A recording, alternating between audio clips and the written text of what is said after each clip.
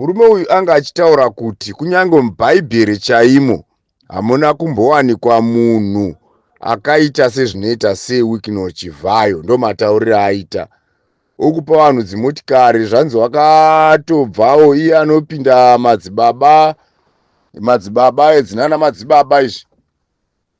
Shoko rokutanga ipapo angotaura kuti Wicknell anopinda madzibaba. Ndabva ndaona kuti that's why akamunyoroka musoro Wicknell Chivhayo,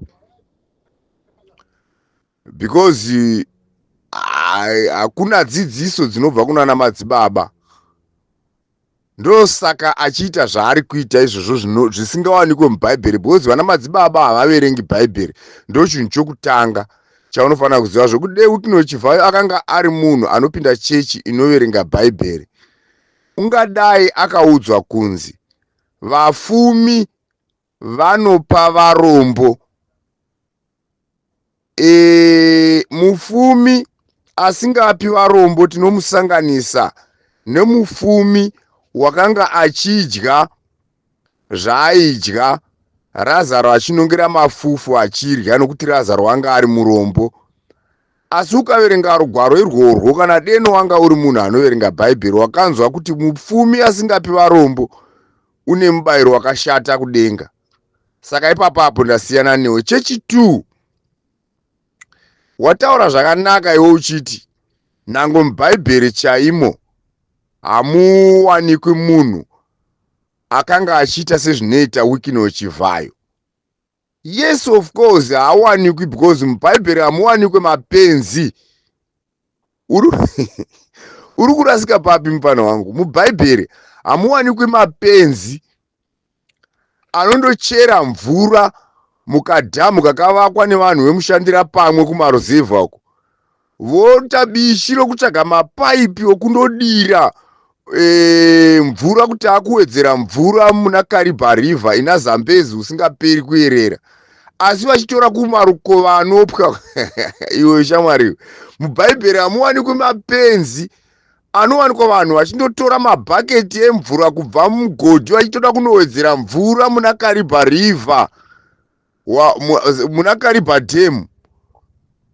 Hazviko izvozvo mubhaibheri mamusingawanikwi mapenzi. This is the reason why watongotaura wangozvitaura wasi wazvipwisa wega.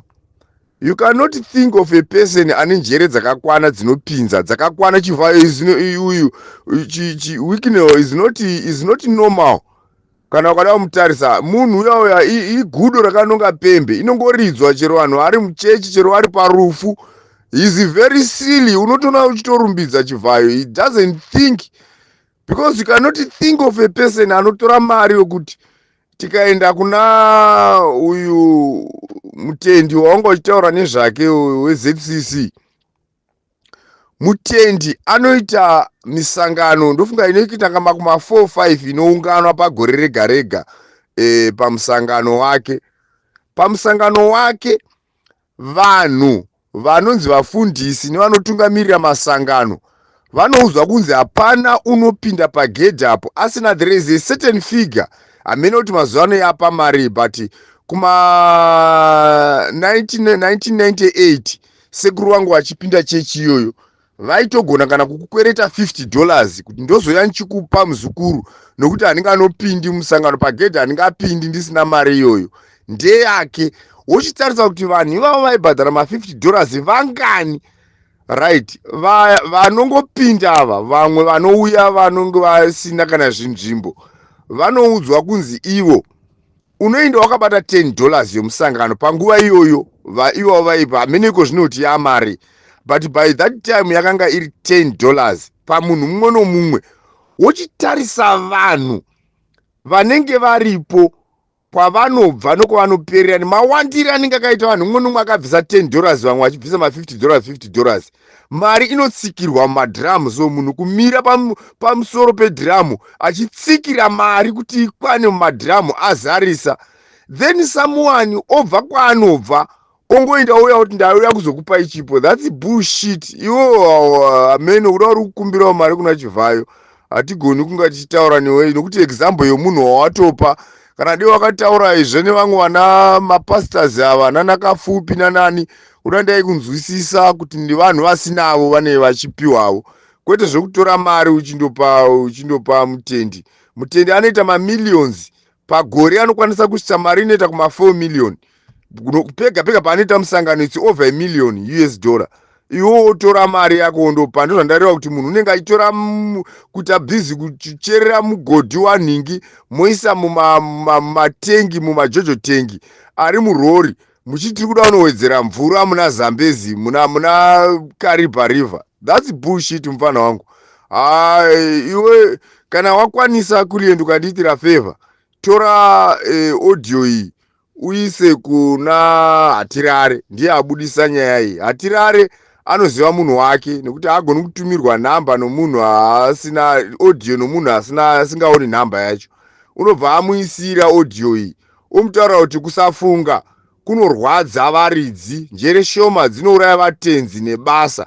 Watozviitisa basa rokuswera wakatobata rushaya uri mukamota kako uchitaura zvisina kana musoro, zvokuti mubhaibheri chaimo manga musingawanikwi. Yes, mubhaibheri hamugoni kuwanikwa vanhu vakaita saSewikino Chivhayo, because mubhaibheri mainyorwa vanhu vane njere dzakakwana, vasiri mapenzi.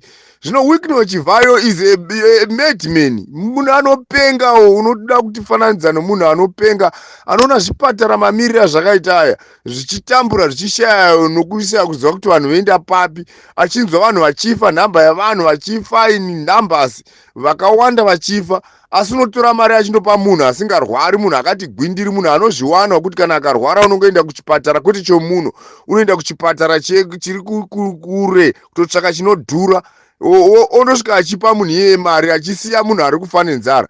Inzwa, kana ukaenda kufirst aid unoudzwa kunzi kana uchisvika pasini refirst aid paichira accident, unotarisa munhu ari serious, unondosevha munhu waunoona kuti kana ndikasamusevha upenyu hwake hwaenda uyu. Iwo uri kuudza munhu anondosengana nemari achindopa vanhu anadzo, ana japreza, unoti kana akaita show 1 chete awana ma-thousands, unokwanisa kurarama nevanhu vake. But the rest of the people are dying of diseases, dying of hunger, dying of starvation. I don't know ndingataura nchiti chi.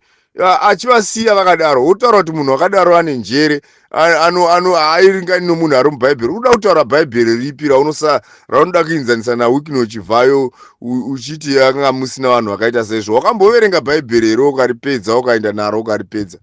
Mubhaibheri mune vanhu vakanga vaine tsitsi, vakaona munhu akapondwa vakamutora vakamuendesa kuchipatara. Kwete kuwana munhu akapondwa iwe wotosvika uchiwedzera kutsika nemota pamusoro, wondopa waponda wacho mari.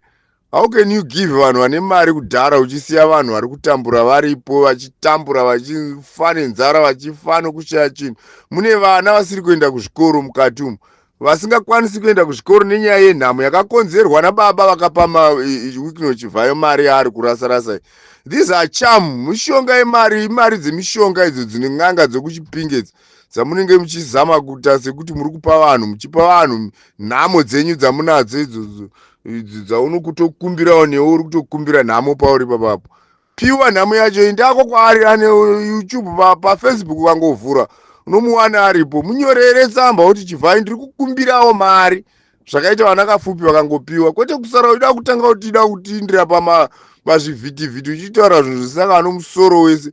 Mubhaibheri hamunyorwi, manga musinganyorwi mabenzi, madununu, mainyorwa vanhu chaivo chaivo. That's why usingawani munhu akaita saWikino Chivhayo mubhaibheri, because hamupindi mapenzi mubhaibheri, munopinda vanhu vane njere dzakati twasa, dzakanga dzichitaurwa zvinoumbawo vanhu. Unotaurwa unoita chii chaari kuimba chingazonyorwa kunzi uyai muone. Mubhaibheri mainyorwa zvinoti kana vanhu vagara pasi apa vanodzidza upenyu kuti aiwa but tinofanira kuita sezvizvi. Manje kana achiita utsinye anonyorwa, unofananidzwa nevanhu vomubhaibheri. Wakambomuona ndiani waita utsinye wawakaona iwo akazoita munhu kwai? Wanoda kutiudza panapa wakatobata karushaya kako.